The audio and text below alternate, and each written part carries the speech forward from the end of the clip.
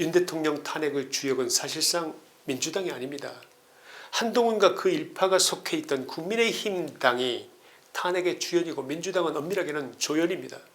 국민의힘 의원들이 예수님을 판 가룟 유다 같은 짓을 하지 않았으면 윤 대통령이 탄핵되지 않았습니다. 사실상 국민의힘이 주범이고 민주당이 종범이라는 그 말씀을 드리는 것입니다. 그들이 등 뒤에서 칼을 꽂지 않았다면 반국가 세력의 광풍이 이토록 쉽게 윤 대통령의 탄핵을 완성시킬 수는 없었을 것이다 이 말입니다. 이 가해자가 이제는 선거 전략이라는 미명하에 윤 대통령을 2번 죽이려고 합니다. 저는 진심으로 너무나 큰 아픔을 담아 진심으로 이 비겁함에 분노합니다. 윤석열 대통령은 이 암담한 상황을 미리 내다봤습니다.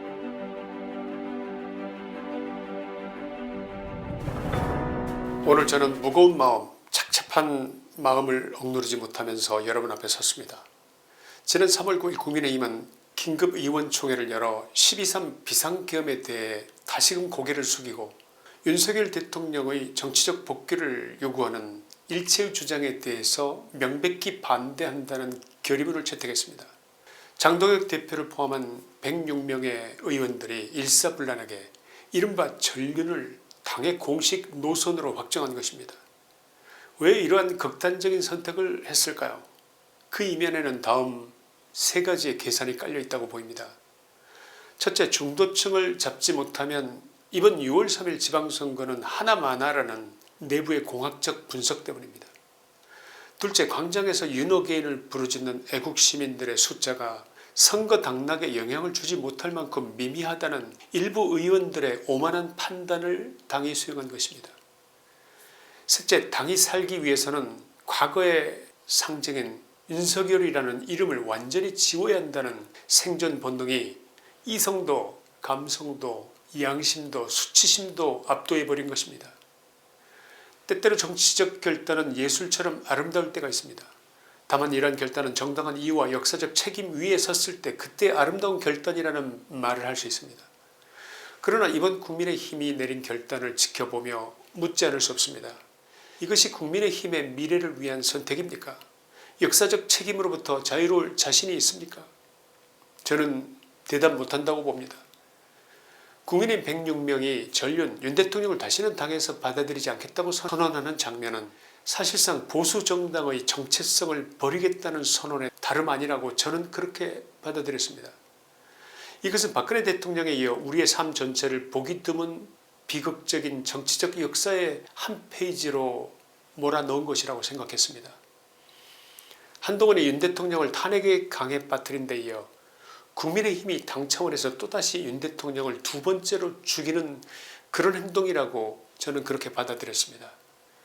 국민의힘 장동혁 체제가 내놓은 이번 전륜 선언은 전술적으로도 도덕적으로도 완벽한 실패라고 생각합니다. 그들이 중도라는 신기루를 쫓기 위해서 던진 배신의 카드는 결국 자신의 심장을 겨누는 부메랑이 될 수밖에 없습니다. 그 이유는 이렇습니다. 첫째, 이번 선언으로 국민의힘 핵심 지지층 상당수는 떨어져 나갈 가능성이 높다고 보입니다. 원래 정당의 생명력은 열정적인 지지자들로부터 확인되는 법입니다. 평소 지역에서 온라인에서 현장에서 정당의 생기를 불어넣는 열정적인 당원들의 관점에서 정당에 대한 가장 큰 평가의 기준이 무엇일까요? 어려울 때 이 당이 함께할 수 있는 당인가? 바로 그 점입니다. 이번 전륜선언은 공경에 처한 대통령을 버리고 나 혼자 살겠다는, 선거에서 나 혼자 살아남겠다는 배신을 전 당원들에게 보여준 셈입니다. 뿌리를 스스로 잘라낸 나무가 어떻게 푸른 싹이 돋고 줄기에 잎을 맺으며 꽃을 피우고 열매를 맺겠습니까? 보수 핵심 지지층은 이제 국민의힘에 대한 기대를 접을 가능성이 높다고 판단합니다. 핵심 지지층의 이탈이라는 것은 숫자 이전에 당의 생기를 잃게 하고 정당다운 동력을 상실케 할 것이 틀림없다고 생각됩니다. 둘째, 국민의힘이 그토록 손짓하던 중도층은 오히려 냉소와 비웃음을 보낼 것입니다. 중도 유권자는 바보가 아닙니다. 그들은 좌나 우 진영의 팬이 아니라 성과와 태도를 보는 사람들입니다. 그들에게 중요한 것은 누가 결별을 했는가가 아니라 무엇을 하려는가입니다. 오히려 저 정당은 이익에 따라 언제든지 동지를 버리는 정당이구나, 이런 냉소만 남기게 되지 않을까, 많은 사람들은 그렇게 생각할 것입니다. 셋째, 장동혁 리더십의 파산과 그에 대한 배신감을 말하는 보수 국민들이 점점 많아지고 있습니다. 장동혁 대표를 선출했던 당원들은 그가 보수의 가치를 지키는 보루가 되기를 바랐습니다. 그러나 그는 당원들의 믿음을 배신하고 스스로 자신을 가해자의 자리에 세웠습니다. 한동훈 패거리들이 당내에서 공격하기 때문에 고민과 고뇌가 좀 있었다고 칩시다. 그래도 그는 이미 자신의 유약함을 드러내 보인 것입니다. 그의 리더십은 의심받게 될 것이고, 더 나빠진다면 수습 불가능할 정도로 자유파 국민들의 인식을 악화시키는 결과를 초래하게 될 것입니다. 넷째, 윤핵인 세력에 대한 모독입니다. 국민의힘은 사실상 윤 대통령을 거짓 취급했습니다. 국민의힘 문턱에서 그를 못 들어오게 쫓아낸 것입니다. 이것이 곧 윤 어게인 국민들 전체를, 거리로 나와서 나라를 진심으로 걱정하는 모든 국민들을 좌파들이 그랬던 것처럼, MBC 등 좌파 언론이 그랬던 것처럼 국민의힘당이 이 순수한 국민들을 저들과 한패거래가 돼서 극으로 매도한 것입니다.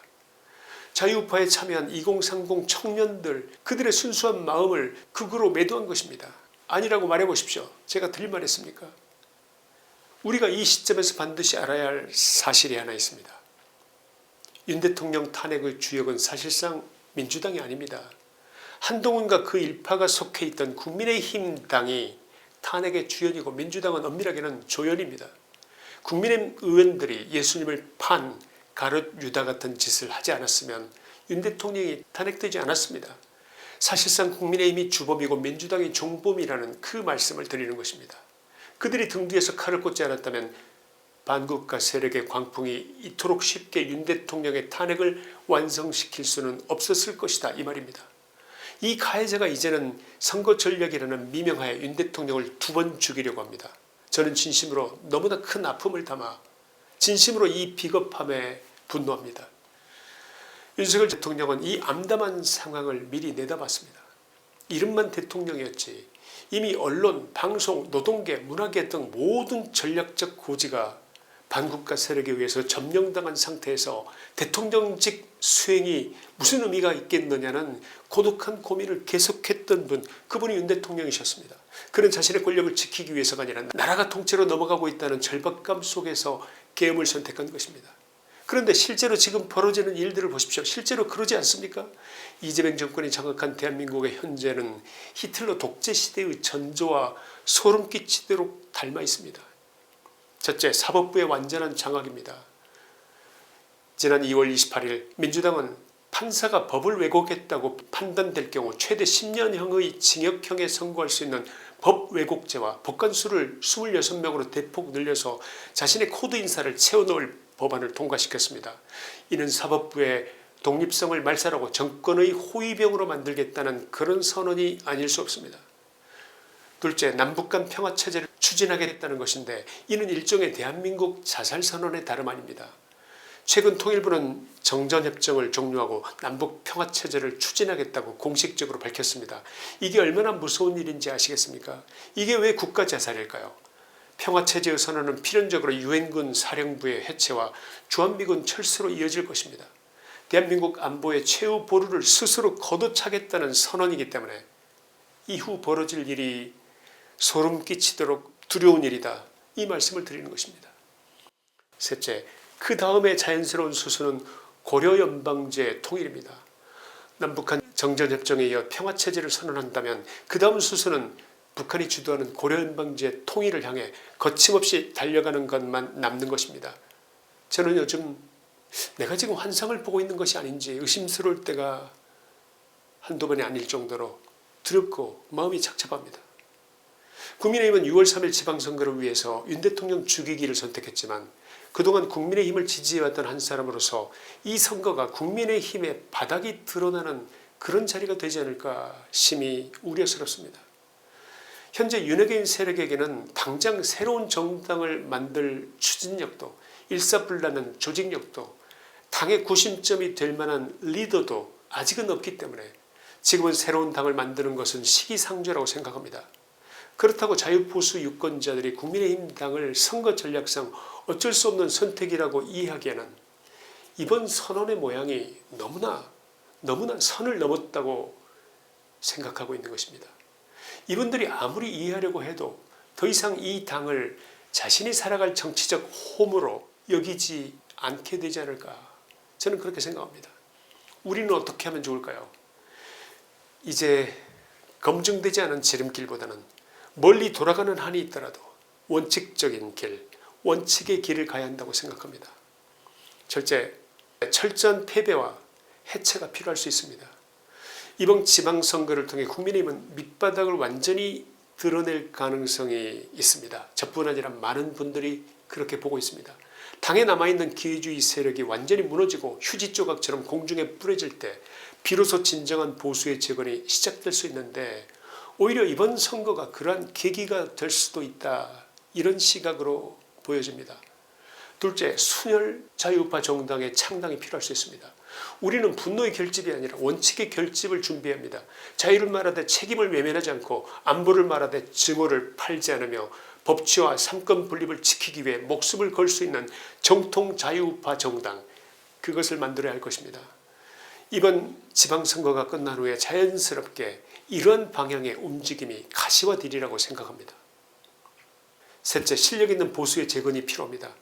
사법 독립과 법치 시스템의 전면 복원, 안보 주권의 수호, 청년과 소상공인을 위한 생활 밀착형 우파 경제를 이루기 위한 그런 논리와 기획과 철학적 배경을 학습해 나가는 것이 보수의 재건일 수가 있습니다.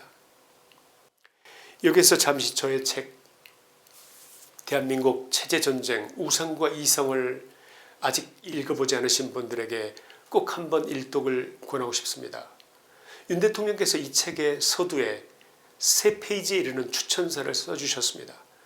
자유보수 국민이라면 누구나 읽어야 할 필독서라는 말씀도 추천사에 남기셨습니다. 제가 이런 얘기는 오늘 처음 공개합니다만, 책을 집필하는 과정에서 내내 윤 대통령과 여러 차례 통화를 나누고 미완성된 부분의 원고를 보내드리고 의견을 받아가면서 책을 완성했습니다. 이 책은 이 나라가 어디에서부터 잘못됐는지, 왜 자유보수 정부가 이 나라를 바로잡기 위해 국정을 이끌어야 하는지, 윤 대통령이 무엇을 이루기 위해서 싸웠는지 논리적, 철학적, 사실적 배경을 모두 기록하고 책에 담았습니다. 아직 읽지 않으신 분들은 예스24 교보문고 등에 들르셔서 여러분들이 꼭 책을 찾아보시기를 권하고 싶습니다. 우리는 그냥 말만 자유보수가 아니라 보수란 무엇인지 그 뿌리를 알아야 하기 때문입니다. 결론입니다. 국민의힘 106명의 의원들에게 말씀드립니다. 선거 전략상 어쩔 수 없었다라는 변명은 자유파 국민들에게도 중도층에게도 먹히기 어렵다고 생각하는데, 여러분, 구독자 여러분의 생각은 어떠신지 궁금합니다. 새누리당, 한나라당, 국민의힘당, 차후에는 무슨 공화당, 이름만 바꾸면 새로운 정당이 될까요? 여러분 어떻게 생각하십니까? 죽으면 죽으리라, 이런 결기로 싸우지 않았던 야당은 결국 역사 속에서 사라졌습니다. 저는 국민의힘이 죽기 살기로 싸우는 모습을 단 한 번도 제대로 목격한 적이 없습니다. 민주당이 죽이려 한 윤 대통령을 또다시 죽이면서 사이비 우파 언론들의 압박에 굴복하면서, 그러면서 얼마나 많은 표를 얻을 수 있다고 생각하셨습니까? 지금 자유파 국민들은 광야의 선거처럼 느끼고 계실지 모르겠습니다. 저 역시 요즘 개인적으로도 많이 외롭고 고립무원의 상태 그 자체라고 느껴질 때가 정말 많습니다. 지금 당장은 모든 게 부족해 보입니다. 인재는 많지만 윤 대통령의 빈자리를 채울 만한 정치적 카리스마를 가진 리더는 아직 부상되지 않고 있습니다. 그래도 우리 모두는 큰바의 얼굴을 기다리는 심정으로 우리가 기다리던 그분을 기다려야 한다고 생각하는데, 여러분 어떻게 생각하시는지 여러분의 의견을 묻습니다. 6월 3일 이후 휴지 조각이 될 가능성이 높은 저 기회주의자들의 잔해를 치우고 진심으로 나라를 사랑하는 똑똑하고 열정 있는 인재들을 모아서 순혈의 피를 가진 새로운 정당을 만들어야 할지도 모른다, 이렇게 생각합니다. 김치환의 시사이다였습니다. 감사합니다.